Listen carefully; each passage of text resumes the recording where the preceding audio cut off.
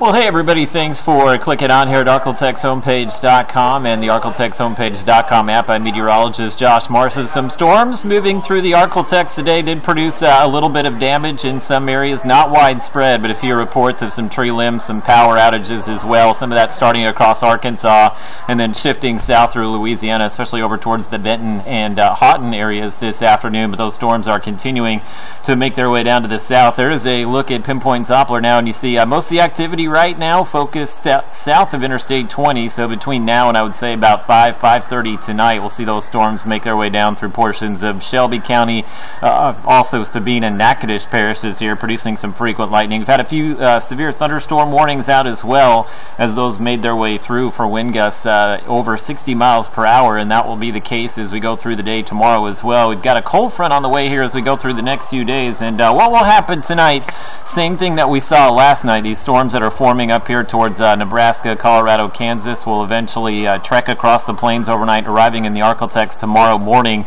So we'll probably see another line of thunderstorms make its way through tomorrow. And these storms that are moving through now actually formed up here in Wyoming, Colorado, Nebraska last night. So this is the pattern that we'll see Monday and into Tuesday morning as well. And with that rain will come a cool down over the next few days. So as far as tomorrow, Storm Prediction Center again does have a marginal risk out for most of the Arklatex here. So pretty much all counties and parishes under that severe weather risk tomorrow. And again, will be for some high wind gusts and also frequent lightnings with those storms, with some 60-mile-per-hour wind gusts not out of the question with the storms there tomorrow. They did bring us a nice cool down today. We were in the upper 90s. Storms rolled through, knocked the temperatures down into the low 70s, and you can see this evening no big change to the overnight temperatures. Most of us in the low to mid 70s there, and then your high temperatures on Monday, kind of a mixed bag here. I think those storms will come in along the I-30 corridor early, so we may see some low and mid 80s there for highs, and then you'll probably stay in the low and mid 80s for much of the day. And then Shreveport just ahead of the storm, same thing with most other areas along I-20, so we should make it into the low 90s there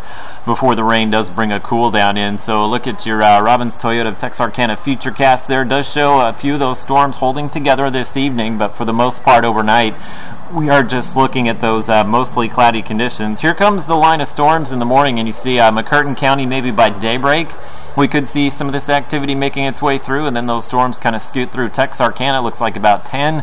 Shreveport might be closer to the noon hour there, plus or minus a few hours. Again, Futurecast just giving an approximation of when those storms will pop up, and then we're expecting probably another round along a cold front to form tomorrow night. So Monday night into Tuesday morning may see some other bouts of potentially heavy rain there for some portions of the region, and then we'll begin to dry out as we go late in the day Tuesday. That frontal boundary right there across Toledo Bend late in the day Tuesday, but I think most of us will start drying out by about Tuesday morning here. So as far as the rainfall totals, on top of what we've already received, most of the forecast models showing an additional maybe inch and a half of rain. Definitely like to see that with the burn bans and drought conditions across the region. And as far as the 7-day forecast, I think the best thing out of all this might be the temperatures the next few days. A lot of us in the 80s Monday, a lot of us in the 80s on Tuesday as well, and normal is 94, so we should stay below normal Wednesday, and I think a lot of areas topping out in the 80s even on Wednesday. And then all of us should be back into the 90s there Thursday, Friday. As we head into next weekend, the summer heat returns, and so do those kind of isolated afternoon pop-up showers. So we'll see about 20% rain chances Friday through next weekend, and a few overnight lows this week in the upper 60s and low 70s.